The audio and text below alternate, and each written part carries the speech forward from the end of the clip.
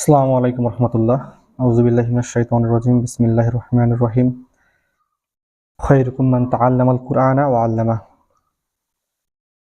আলহামদুলিল্লাহ, আজকে Alexa foundation কর্তৃক সমাপনী দিবসে মক্তবের শিক্ষকদের প্রশিক্ষণমূলক কাজের উপস্থিত আলেক্সা ফাউন্ডেশনের বিভিন্ন পর্যায়ের দায়িত্বশীল বৃন্দ, আলেক্সা ফাউন্ডেশনের সম্মানিত সদস্যবৃন্দ এবং যাদেরকে ঘিরে আজকের এই আয়োজন, আলেক্সা ফাউন্ডেশনের গুরুত্বপূর্ণ বিভাগ মক্তব বিভাগের আমার প্রাণপ্রিয় শিক্ষক মহোদয়, সবাইকে আবার সালাম জানাই। আসসালামু আলাইকুম রহমতুল্লাহ। আশা করি আপনারা আল্লাহর রহমতে ভালো আছেন। আমি সর্বপ্রথম শুকরিয়া আদায় করি আমার মহান রব্বুল আলামিনের এবং পরবর্তীতে দুরূদ পেশ করি আমার রাসূলের সাল্লাল্লাহু আলাইহি সাল্লাম, এবং আপনাদেরকে ধন্যবাদ জ্ঞাপন করছি যে আপনারা আপনাদের শত ব্যস্ততার পরও আজকের এই প্রশিক্ষণের সমাপনী দিবসে সময় দিয়েছেন, সাফল্যমণ্ডিত করেছেন। এর জন্য আপনাদের জন্য দোয়া, জাযাকাল্লাহু খাইরান।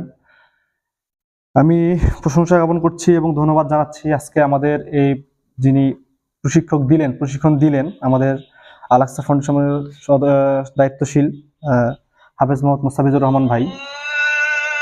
আমি বিশ্বাস করি এবং ভরসা রেখেই বলতে পারি যে তিনি গতকালকে এবং আজকে যেভাবে আপনাদের সামনে বক্তব্য তুলে ধরেছেন, প্রশিক্ষণ দেওয়ার চেষ্টা করেছেন, আশা করি বিষয়গুলা আপনাদের সহজে বোধগম্য হয়েছে এবং বাস্তবায়ন করলে আমরা খুব সুন্দর একটা ফলাফল পাবো।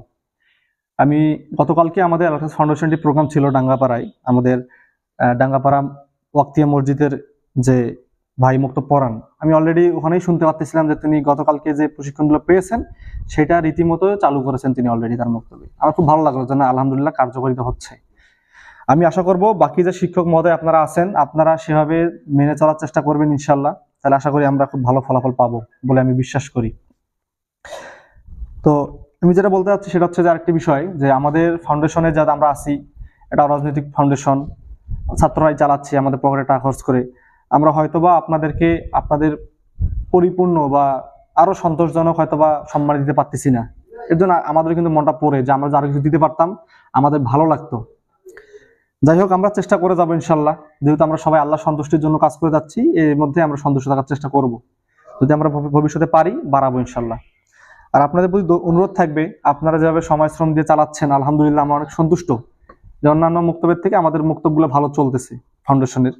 আমি আরেকটু অনুরোধ করবো, আপনারা আরেকটু দরদ নিয়ে, দায়িত্ববোধ নিয়ে, নিজের সন্তান মনে করে, নিজের ফাউন্ডেশন মনে করে আপনারা আপনাদের এই শিক্ষার যে কার্যক্রমটা এটা চালিয়ে যাবেন ইনশাল্লাহ। আশা করি আরো ফলাফল বেশি হবে।